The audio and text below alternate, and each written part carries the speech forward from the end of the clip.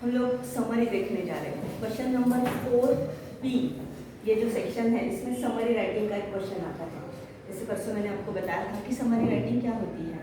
Paragraph दिया जाएगा, वो पैराग्राफ अनसीन होता है। अनसीन मतलब जो आपके किताब में नहीं है, ऐसा पैराग्राफ होता है। उस पैराग्राफ पर आपको 10 मार्क्स के क्वेश्चन आंसर भी, जो हमारी एक्टिविटी है, एक्टिविटी नंबर 1, 2, 3, 4, 5, वो ए सेक्शन में कवर करनी है। और उसी पैराग्राफ पर बी सेक्शन जो होता है क्वेश्चन नंबर 4B, वो किसके लिए आता है? समरी राइटिंग के लिए आता है। आ रहा है समझ में? तो समरी राइटिंग मतलब क्या है? सारांश करना। पैराग्राफ बहुत बड़ा है, इस पैराग्राफ को आपको क्या करना है कि उसका 1/3 करना है। 1/3 मतलब 3 में से 1 भाग, बराबर है? इसके अगर 3 भाग करोगे तो उनमें से 1 भाग जितना होगा ना, समझो इतना बड़ा है, तो इतने इसमें से 3 पार्ट हम लोगों ने किए, तो 1 पार्ट कितना आता है? इतना आता है। तो करीब आपको इतना लिखना है, लेकिन ज़रूरी नहीं है कि आप उसमें से सिर्फ लाइन लिखेंगे। तो आपको करना क्या है? पूरे पैराग्राफ में जो महत्वपूर्ण घटक है, जो महत्वपूर्ण बातें बताई गई है, उन्हें बाहर निकालना है और उसे अपनी भाषा में लिखना है। इसके लिए आपको लैंग्वेज कॉम्पिटेंस मतलब भाषा समृद्धि होना बहुत ही ज़रूरी होता है। लेकिन अगर ये आपको संभव नहीं होता है तो इसके लिए एक आसान तरीका होता है कि इसमें से जो मेन की लाइन्स होती है, की वर्ड्स होते हैं, उस पर अंडरलाइन करते हैं। पहले इसकी सबसे आसान तरीका क्या है कि इस पैराग्राफ को आपको शांत मन से पढ़ना है। ये तो आपका एक्चुअली हो जाएगा क्योंकि आप इस पर क्वेश्चन आंसर लिखते हो, बराबर है? क्वेश्चन आंसर लिखते हो वो पैराग्राफ काफ़ी आसान लगने लगता है आपको, क्योंकि उसकी सारी एक्टिविटीज अपनी हो जाती है। फिर ये पढ़ लेने के बाद इसका मीनिंग समझ लो, फिर इसमें जो की लाइन्स है वो की लाइन्स पे अंडरलाइन करो। हम लोग इस पैराग्राफ को पहले समझने की कोशिश करते हैं। अब जरा ध्यान दो, समरी क्वेश्चन नंबर 4B पढ़ते इस पैराग्राफ को। और इसमें सबसे एक महत्वपूर्ण बात होती है कि आपको 1 मार्क के लिए इस पर टाइटल देना जरूरी होता है। टाइटल मतलब पैराग्राफ का टाइटल जो है वो लिखा तो आपको 1 मार्क मिलेगा, और 1/3 समरी को 4 मार्क्स लगते हैं। तो अब जरा ध्यान दीजिए, इस पैराग्राफ को हम लोग पढ़ते हैं। We are what we eat. We are, मतलब हम है क्या? What we eat, what मतलब क्या हम खाते हैं, मतलब हम जो खाते हैं वही हम होते हैं। The type of food we eat has both immediate and long-term effect on us. The type of food, food का जो टाइप होता है जो हम खाते हैं, इसके बोथ इफेक्ट होते हैं। बोथ मतलब दोनों भी। इमीडिएट मतलब तुरंत इफेक्ट होता है, और लॉन्ग टर्म इफेक्ट भी होता है। लॉन्ग टर्म मतलब लंबे समय तक, मतलब आज जो खाओगे आप तुरंत इफेक्ट नहीं मिलेगा आपको, 10-20 साल के बाद उसको इफेक्ट इसका दिखना शुरू हो जाएगा। उसे क्या कहते हैं? Long term effect. At all the 3 levels, the body, the mind and the food which is and the spirit, कितने लेवल पर इफेक्ट होता है? 3 लेवल्स पे। कौन सी 3 लेवल्स है? बॉडी, शरीर को तो बीमारी लग सकती है। माइंड, चिड़चिड़ापन आ जाता है। स्पिरिट, आपका जो आत्मा है वो भी क्या हो जाता है? खराब हो सकता है। तो ये तीनों लेवल पर इफेक्ट कौन करता है? हमारा फूड। फूड विच इज तामसिक। आप हमारे प्राचीन संस्कृति में हमें बताया कि फूड जो है वो तामसिक नहीं होना चाहिए। तामसिक का मतलब क्या है? स्टेल और लेफ्ट ओवर। स्टेल मतलब जो बासी खाना होता है, लेफ्ट ओवर जो बचा खुचा रहता है, सुबह बनाया रात को खा रहे हैं, दूसरे दिन खा रहे हैं, वो फूड क्या बन जाता है? तामसिक। तामसिक मतलब इसमें तमोगुण आते हैं। तमोगुण समझते हैं ना? तामसिक प्रवृत्ति, चिड़चिड़ापन आते हैं, उसे तामसिक गुण कहते हैं। वो जो फूड होता है, in nature it is bound to generate stress. ये क्या जनरेट करता है? स्ट्रेस। इससे आपके शरीर में क्या तैयार होता है? स्ट्रेस मतलब तनाव होता है। As it tends to upset the normal functioning of the human body. ऐसा क्यों होता है? क्योंकि ये अपनी नॉर्मल फंक्शनिंग जो होती है ह्यूमन बॉडी की, बॉडी का जो नॉर्मल फंक्शन होता है, नॉर्मल काम करने की जो क्षमता होती है, उसे वो क्या करता है? अपसेट करता है। अपसेट मतलब डिस्टर्ब कर देता है। Fresh food wherever available must be preferred. इसलिए हम लोगों ने क्या करना चाहिए? फ्रेश फूड खाना चाहिए। फ्रेश फूड मतलब सबसे ताज़ा फूड जो अभी बना है, तुरंत खाया उसे, वो हम लोगों ने प्रीफर करना चाहिए। प्रीफर मतलब खाना चाहिए, उसका फर्स्ट प्रेफरेंस होना चाहिए। Extensive use of condiments should be avoided. Extensive use, extensive मतलब बहुत बड़ी मात्रा में कंडीमेंट्स मतलब मसाले वाले स्पाइसी फूड्स होते हैं ना, या फिर सॉस वाले जो फूड्स है, दे शुड बी अवॉइडेड। उससे हम लोगों ने क्या करना चाहिए, अवॉइड करना चाहिए, ज़्यादा खाना नहीं चाहिए। टेकिंग पाइपिंग हॉट टी और मिल्क और streaming hot food also disturbs one's usually calm attitude. हमारा जो काम एटीट्यूड होता है, एकदम हम लोग शांत रहते हैं, और अगर तुरंत हम लोगों ने hot T, extremely piping hot मतलब एकदम गर्म चीज जो है मिल्क और टी, या फिर एकदम स्ट्रीमिंग हॉट मतलब एकदम गर्म जो अपनी बनाया और सर्व किया हुआ फूड जो है वो भी अगर हम लोगों ने खाया तो it disturbs one's usually calm attitude. ये हमारा शांत एटीट्यूड जो वो क्या कर देता है, डिस्टर्ब कर देता है। Further, it is mistaken belief that smoking and drinking even in moderation relieves stress. ऐसा एक मिसबिलीफ है, मिसबिलीफ मतलब गलत धारणा है क्या, कि smoking and drinking even in moderation, smoking मतलब धूम्रपान और ड्रिंकिंग मतलब शराब पीना, अल्कोहल पीना या जो कुछ भी अलग चीजें हैं, मॉडरेशन में, मॉडरेशन मतलब कम मात्रा में, वो सही होती बॉडी के लिए, ये स्ट्रेस रिलीव करती है, स्ट्रेस को कम करती है, ऐसा माना जाता है, लेकिन ये सही है क्या, नहीं। Simple meal with 1 or 2 food items rather than too many dishes are advisable. क्या एडवाइजेबल है, सिंपल फूड, एकदम सामान्य फूड खाना चाहिए। कैसे, विथ 1 or 2 फूड आइटम्स, उसमें सिर्फ कितने आइटम्स होने चाहिए, 1 या 2 फूड आइटम्स होने चाहिए। Rather than too many dishes, बहुत सारे डिशेस है सामने, बहुत सारे फूड में बहुत कुछ है, 2 सब्जी और स्वीट डिश है, बहुत कुछ है, तो उसकी बजाय सिर्फ 2 फूड अगर हम लोगों ने 2 टाइप्स ऑफ फूड्स भी खाए तो हमें वो क्या है, एडवाइजेबल है। एडवाइजेबल मतलब एडवाइस की गई, एडवाइस करना मतलब सलाह दी जाती है। Thus, vegetarian diet is preferable, इसीलिए कौन सा फूड प्रेफर किया गया है, वेजिटेरियन। वेजिटेरियन मतलब शाकाहारी फूड प्रेफरेबल है। Although it is customary to serve fruits with food, it is not the right thing to do. ऐसा कहा जाता है कि अपनी कस्टम है, कस्टम मतलब हमारी परंपरा से हम लोग फूड के साथ क्या सर्व करते हैं, फ्रूट भी देते हैं, लेकिन वो सही नहीं है, राइट थिंग नहीं है।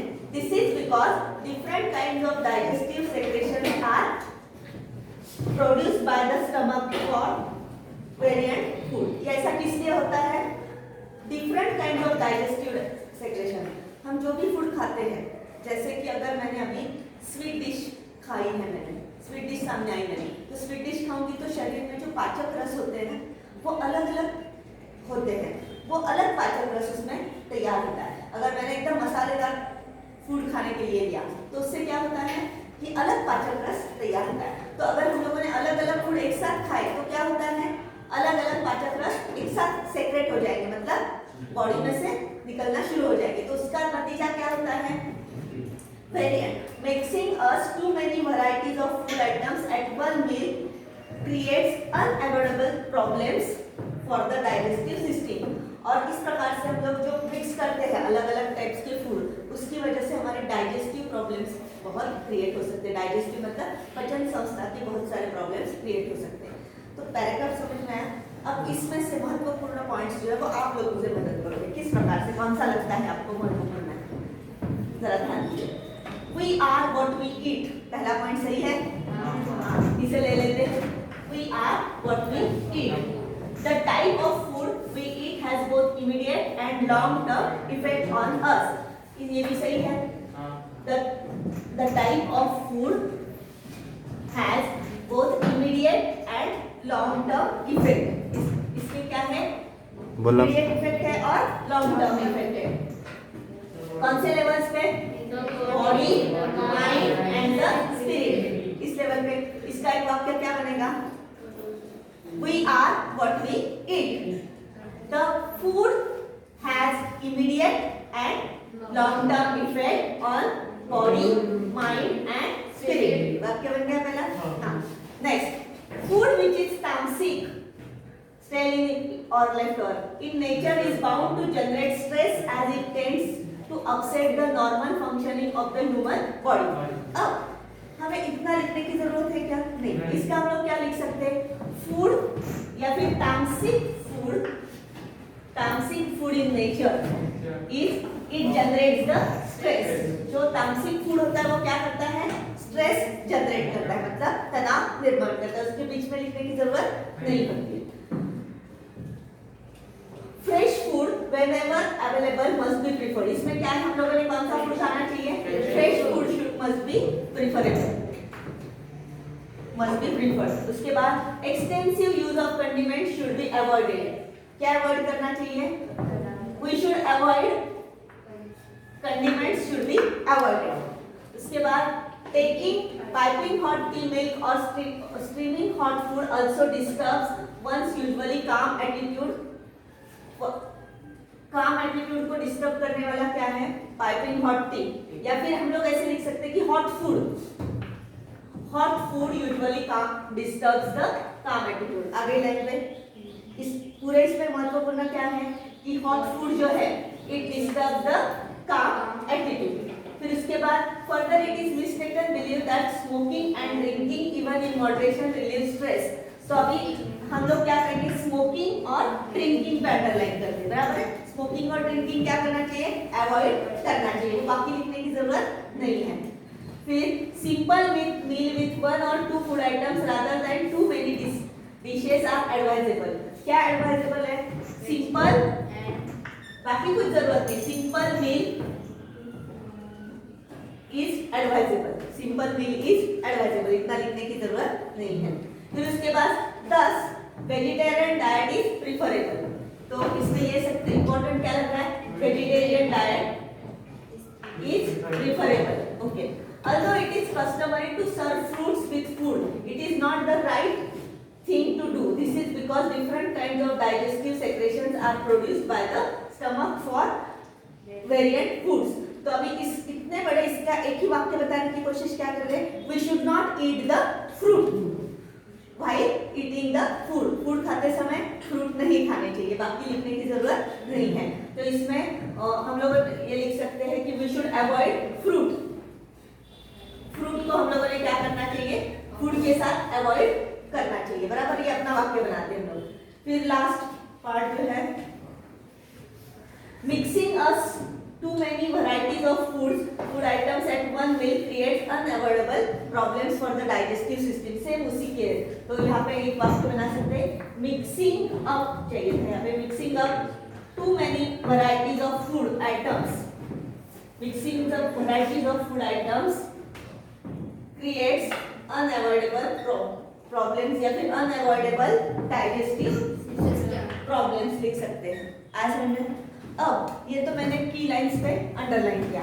अब की लाइंस पे अंडरलाइन करने के बाद हम लोग डायरेक्ट अपने वाक्य बनाते हैं छोटे छोटे, ऐसे में फिर उसके बाद लिखते हैं। पहले ध्यान दो, पहला वाक्य क्या बनेगा, we are what we eat.